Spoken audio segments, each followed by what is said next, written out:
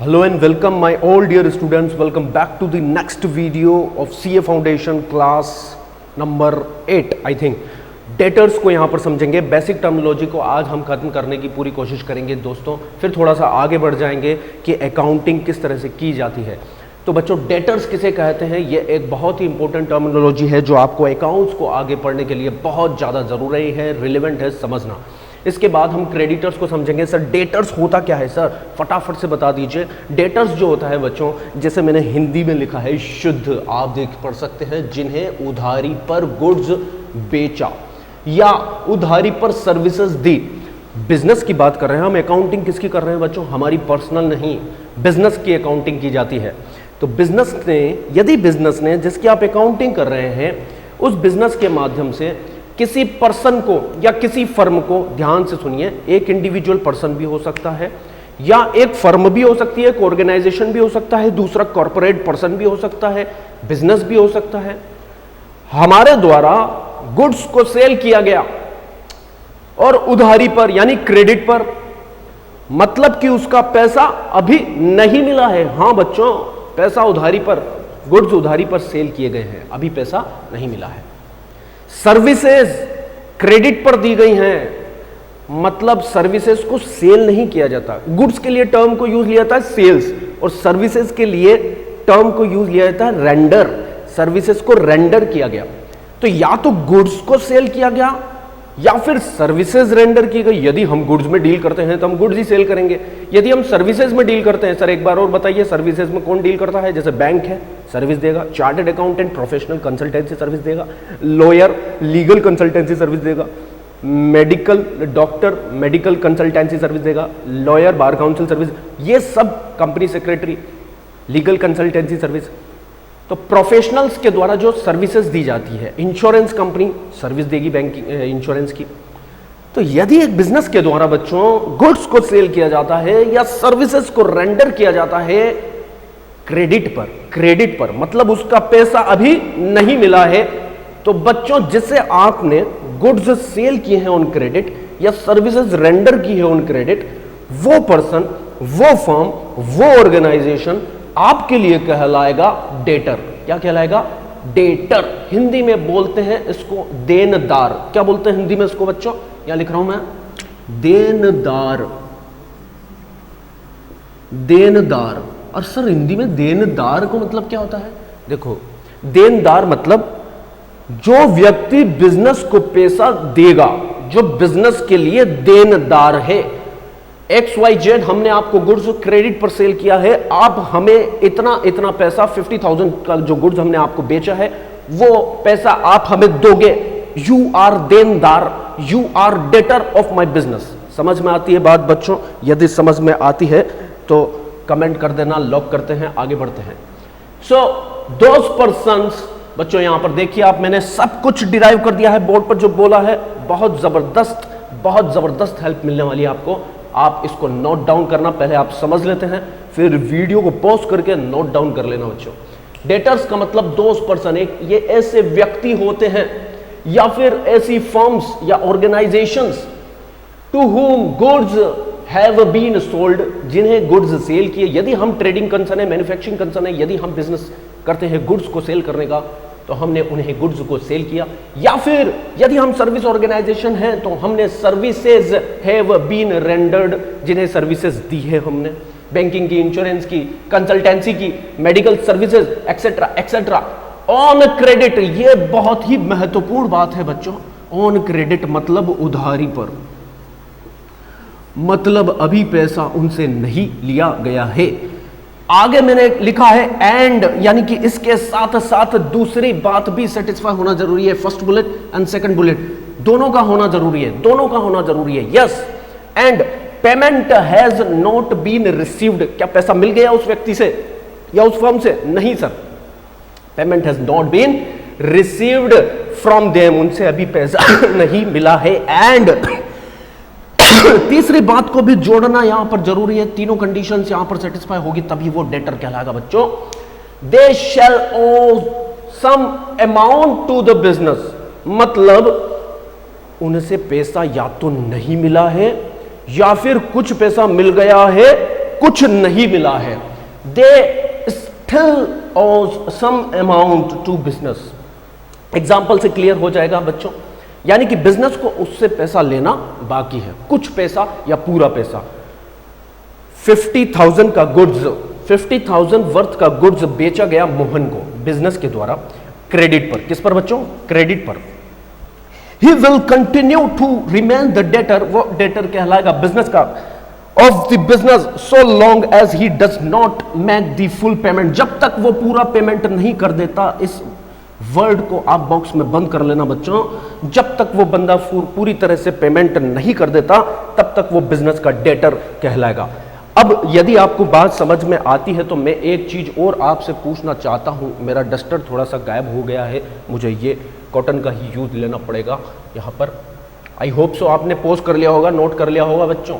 देखो नोट कर लेना इसको, यहां लिखा था सर्विसेज हैव बीन रेंडर्ड, है ना, द पर्सन्स और फॉर्म्स फ्रॉम whom या to whom, okay, to whom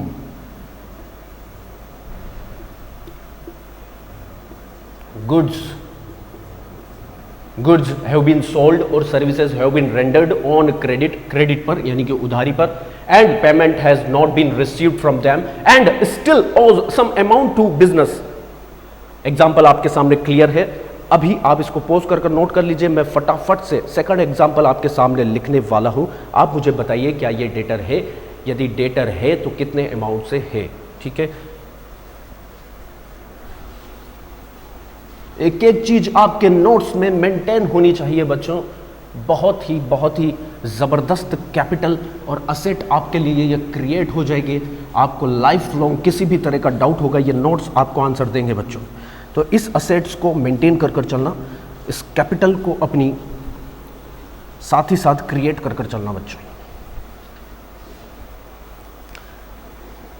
goods, second example number 2, worth ₹60,000 sold to Sohan, Mohan था पहले अब सोहन है ना, ₹20,000 रिसीव्ड फ्रॉम हिम, उससे पैसा मिल गया। कितना मिला बच्चों? 20,000। क्या ये अभी भी स्टिल डेटर है? क्या ये अभी भी डेटर माना जाएगा? क्या ये अभी भी डेटर माना जाएगा? 20,000 का पेमेंट करने के बाद भी क्या ये बिजनेस का डेटर माना जाएगा? बच्चों मुझे जवाब दो, क्या ये डेटर माना जाएगा? बताइए। यस सर, ये डेटर माना जाएगा। ये डेटर माना जाएगा बैलेंस ड्यू के लिए। जो बैलेंस ड्यू है जो वो है 40,000 रुपीज। अभी भी इसको बिजनेस को 40,000 रुपीज का पेमेंट करना बाकी है तो ये डेटर माना जाएगा। Sir last Penney of rupees भी आउटस्टैंडिंग रह जाती है, 1 रुपया भी आउटस्टैंडिंग रह जाता है, 1 रुपया भी बिजनेस को इससे लेना बाकी रह जाता है तो ये डेटर कहलाता है। जब तक इसका पूरा हिसाब बराबर नहीं हो जाता, जब तक ये बिजनेस को पूरा outstanding dues with respect of goods and services rendered on credit नहीं कर देता, क्लियर नहीं कर देता, तब तक ये व्यक्ति बिजनेस का, ये फर्म बिजनेस के लिए डेटर कहलाएगी। बात समझ में आती हो तो बच्चों यस करना। आगे बढ़ते हैं। Unless and until he has made the full payment to the business, he will be recognized or known as debtor of the business।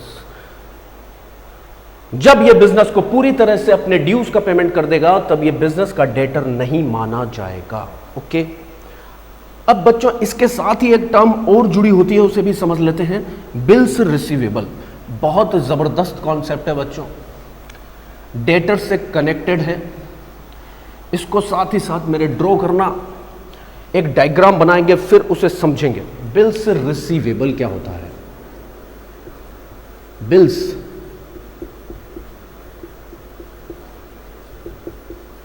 Receivable, bills receivable क्या होता है? नाम से दिख रहा है बिल्स रिसीवेबल। बच्चों ध्यान से समझना, ये है मिस्टर एक्स, मिस्टर ए ले लेते हैं। मिस्टर ए है सर ये, ठीक है, मिस्टर ए। मिस्टर ए ने गुड्स को सेल किया on credit to mister B. किसको बच्चों?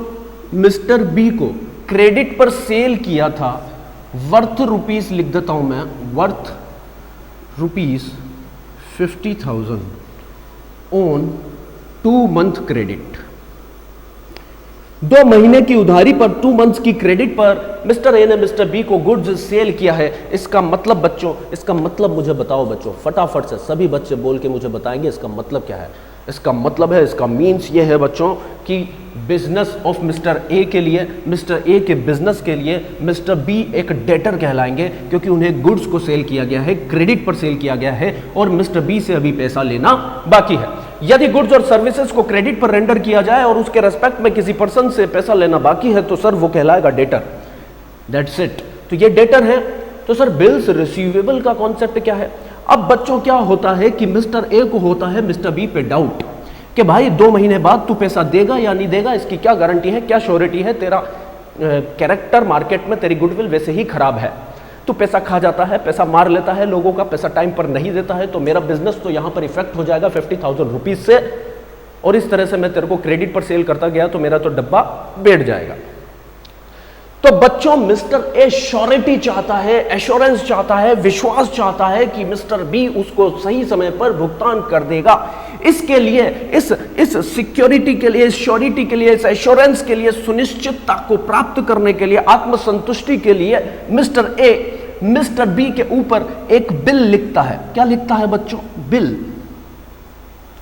हां, इस बिल के अंदर लिखा होता है, मिस्टर ए कहता है कि ए मिस्टर बी, मैंने तुझे सेल किया है ₹50,000 का गुड्स ऑन क्रेडिट पर और इस डेट पर सेल किया है, उस डेट का नाम। ठीक है, तो मुझे मिस्टर बी एश्योरेंस दे या फिर एक्सेप्टेंस दे, सुनिश्चितता दे कि तू बंदे मुझे आफ्टर 2 मंथ ये पेमेंट कर देगा, ये निश्चित मुझे विश्वास है। और इस बिल के अंदर ये लिख दिया जाता है, बिल पर डेट होती है। ठीक है, मिस्टर बी के नाम ये बिल लिखा है तो मिस्टर बी का नाम होता है, सादी रामायण रहती है, हिस्ट्री रहती है कि क्या हुआ, कैसे हुआ, कितने की क्रेडिट पर बेचा गया, और एश्योरेंस मांगा जाता है, सबसे बड़ी चीज है, सुनिश्चितता मांगी जाती है, इससे प्रॉमिस मांगा जाता है, या कह सकते हैं उसको प्रॉमिस, कि भैया तू मुझे प्रॉमिस दे। इसीलिए बिल्स रिसीवेबल को प्रॉमिसरी नोट भी बोला जाता है बच्चों, प्रॉमिसरी नोट। ये बिल क्या है? एक प्रॉमिसरी नोट है जिसमें ए मिस्टर बी से यानी कि अपने डेटर से प्रॉमिस मांग रहा है, एश्योरेंस मांग रहा है, एक्सेप्टेंस मांग रहा है, अप्रूवल मांग रहा है। तो बच्चों ये बिल भेजा जाता है। अब इसमें ए के साइन का भी कॉलम होता है और बी के साइन का भी कॉलम होता है, तो ऑब्वियसली मिस्टर ए ने तो अपना साइन कर दिया होगा, है ना। अब इसी की 2 कॉपियां भेजी जाती है, कितनी? 2 कॉपीज। अब बच्चों ये बिल आता है मिस्टर बी के पास, मिस्टर बी अब खुद पढ़ना जानता है तो पढ़ लेगा या फिर अपने वकील के माध्यम से इसको पढ़वाएगा और फिर ये समझेगा कि हाँ इसमें मुझे एक्सेप्टेंस देनी है, एश्योरेंस देना है, विश्वास देना है कि जो 2 महीने की क्रेडिट पर मैंने गुड्स को खरीदा है वो 2 महीने बाद में मिस्टर ए को भुगतान कर दूंगा बच्चों। तो यहां पर यह बंदा क्या करता है, एक कॉपी, मतलब 2 कॉपी है इसके पास, ये 2 कॉपी है इसके पास, एक ये रही, एक ये रही, ये 2 कॉपीज थी, 2 कॉपीज थी। अब बच्चों यहां पर मिस्टर ए के तो साइन हो ही रखे हैं दोनों कॉपी पर, ठीक है। मिस्टर बी भी अपने साइन कर देता है, ठीक है, मिस्टर बी भी अपने साइन कर देता है। एक कॉपी अपने पास रिटेन कर लेता है, रख लेता है विश्वास के रूप में, जेरोक्स कॉपी या ओरिजिनल कॉपी जो भी है, जेरोक्स कॉपी। और ओरिजिनल कॉपी जो है, ओरिजिनल कॉपी मिस्टर ए को वापस लौटा देता है। बच्चों ध्यान से समझना, मिस्टर ए को क्या कर देता है, रिटर्न कर देता है, रिटर्न कर देता है। तो मिस्टर ए ने जो एक्सेप्टेंस मांगी थी, जो एश्योरेंस मांगा था, जो प्रॉमिस मांगा था, उस पर मिस्टर बी के साइन हो चुके हैं। उसका एक एविडेंस के रूप में कॉपी, जेरोक्स कॉपी, उसकी डुप्लीकेट कॉपी मिस्टर बी के पास भी है और उसमें डेट एंड साइन सब कुछ मेंशन है, और एक ओरिजिनल कॉपी जो मिस्टर ए के पास वापस आ जाती है। तो जब इस कॉपी पर इस कॉपी पर एक्सेप्टेंस होती है, यानी कि बिल प्लस एक्सेप्टेंस, बिल पर जब स्वीकारोक्ति दे दी जाती है, किसके द्वारा डेटर्स के द्वारा, जब उसे स्वीकार कर लिया जाता है, उस पर एक्सेप्टेंस दे दी जाती है, तो ये डेटर के लिए तो बन जाता है बिल्स पेबल। बच्चों क्या बन जाता है? Bills payable. ध्यान से समझना, डेटर के लिए बन जाता है बिल्स पेबल। दो चीजें समझा रहा हूं मैं आपको। और ये कॉपी जो इसके पास पहुंच चुकी है, ओरिजिनल कॉपी, जिस पर बी के भी साइन है, जिस पर ए के भी साइन है, ये बिल विद एक्सेप्टेंस है। एक्सेप्टेंस आपके लॉ में भी आएगा बच्चों, ये एक्सेप्टेंस बाय डेटर, ये हमारे लिए बन जाता है, बिजनेस के लिए बन जाता है बिल्स रिसीवेबल। ये बन जाता है बिल्स रिसीवेबल। तो ये सारा डायग्राम आपने नोट करना है, बहुत जबरदस्त चीज है, आपको पूरी तरह से ये कॉन्सेप्ट समझ में आ जाएगा बिल्स रिसीवेबल का, बिल्स पेबल का। बिल्स रिसीवेबल और बिल्स पेबल, सर बिजनेस के लिए तो वो कहलाएगा बिल्स रिसीवेबल और डेटर्स के लिए वो कहलाएगा बिल्स पेबल। बिल का भुगतान करने के लिए एक्सेप्टेंस जिसके द्वारा दी गई है, उसके लिए कहेगा बिल्स पेबल। हाँ, इस बिल का पेमेंट मुझे करना है, इसलिए मेरे लिए ये बिल्स पेबल है। मिस्टर ए क्या कहेगा? हाँ, इस बिल के रेस्पेक्ट में डेटर से मुझे एक्सेप्टेंस मिल गई है, मैं निश्चिंत हो चुका हूं, मेरे पास अब एविडेंस है, उस एविडेंस को लगाकर ड्यू डेट पर मैं पैसा मांग सकता हूं। यदि वो नहीं देता है तो मैं उसे एनफोर्स करवा सकता हूं by the court of law, कानून के माध्यम से उसे प्रवर्तनीय करवाया जा सकता हूं, उसमें उसका साइन है, उसका प्रॉमिस है, उससे पैसा रिकवर किया जा सकता है। तो बच्चों ये बिजनेस के लिए बन जाएगा bill plus acceptance by the debtor, यानी कि बिल्स रिसीवेबल। मतलब एक्सेप्टेंस के बाद जब बिल रिसीव हुआ तो वो कहलाता है बिल्स रिसीवेबल, और एक्सेप्टेंस दिए जाने के बाद जब बिल दिया जाता है जिसमें पैसा देना सुनिश्चित है, वो कहलाता है बिल्स पेबल। बिल्स पेबल इसके बिजनेस के लिए लायबिलिटी कहलाएगी बच्चों, क्योंकि यहां पर इसको पैसा देना है, आउटफ्लो जनरेट होगा। और ये बिल मिस्टर ए के बिजनेस के लिए असेट्स कहलाएगा, क्योंकि बच्चों इससे इनफ्लो जनरेट होगा, बिजनेस में इससे पैसा आएगा। तो जिस भी ट्रांजैक्शन के थ्रू फ्यूचर में बिजनेस से पैसा आएगा, इनकम जनरेट होगी, बेनिफिट्स जनरेट होंगे, वो असेट्स कहलाती है। और जिस भी ट्रांजैक्शन के थ्रू बिजनेस से पैसा जाने वाला है, बिजनेस से आउटफ्लो जनरेट होने वाले हैं, लॉसेस जनरेट होने वाले हैं, वो कहलाती है लायबिलिटी। इस चीज को हम पहले ही समझ चुके हैं, इसको एक बार ड्रॉ कर लेना बच्चों, आगे हम पढ़ते हैं।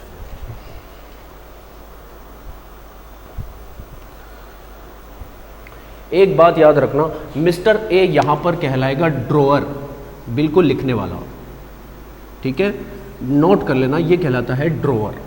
और मिस्टर बी कहलाता है ड्रॉई। मिस्टर बी क्या कहलाएगा? ड्रॉई। जिसके नाम बिल लिखा गया वो कहलाता है ड्रॉई, और जिसने बिल लिखा है वो कहलाता है ड्रॉअर।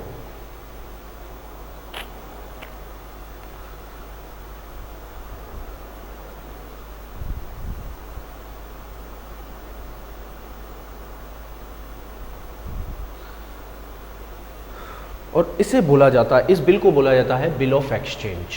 तो अभी मैं इसकी डेफिनेशन लिखने वाला हूँ बिल्स रिसीवेबल की, पहले आप इसे नोट डाउन कर लीजिए अच्छे से। और ये ओरिजिनल कॉपी थी, ये डुप्लीकेट कॉपी, ये डुप्लीकेट कॉपी जो है वो रख ली जाती है यहाँ पर डेटर के पास, ओरिजिनल कॉपी रिटर्न कर दी जाती है बिजनेस को।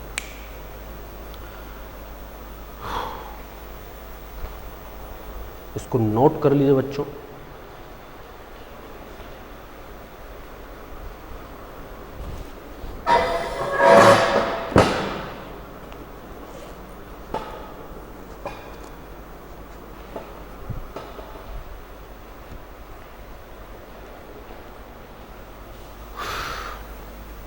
तो मैं डेफिनेशन इसकी लिखने वाला हूं, आई होप आपने पोस्ट कर नोट कर लिया होगा।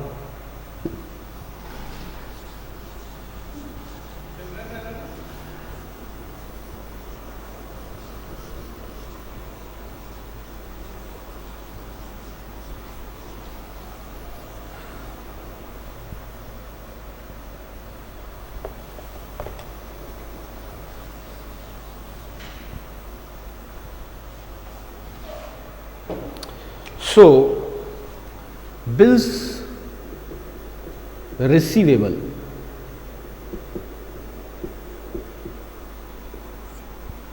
ये एक तरह का बिल ऑफ एक्सचेंज है, तो लिखना ए बिल ऑफ एक्सचेंज, जिसे एक्सचेंज किया जाता है, इसलिए इसको कहते हैं बिल्स ऑफ एक्सचेंज। ठीक है, नेगोशिएबल इंस्ट्रूमेंट है, इसको सेल भी किया जा सकता है, इसलिए इसको एक्सचेंज टर्म को यूज लिया जाता है। इसे आपको अभी समझने की जरूरत नहीं है, आगे सब कुछ समझ में आ जाएगा समय के साथ। अब अभी आप नोट कर लीजिए, bills of exchange becomes bill receivable, bills receivable. A bill of exchange become the bills receivable for the person, for the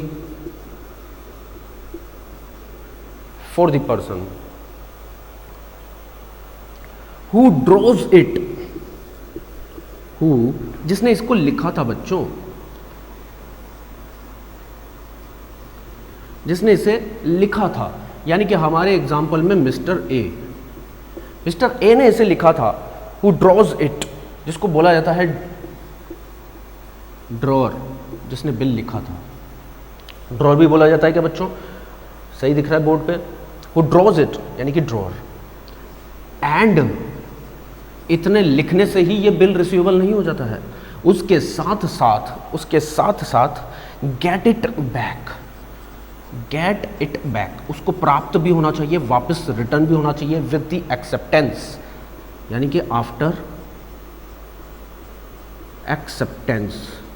ठीक है, एक्सेप्टेंस ही सबसे महत्वपूर्ण चीज है बच्चों यहां पर। फ्रॉम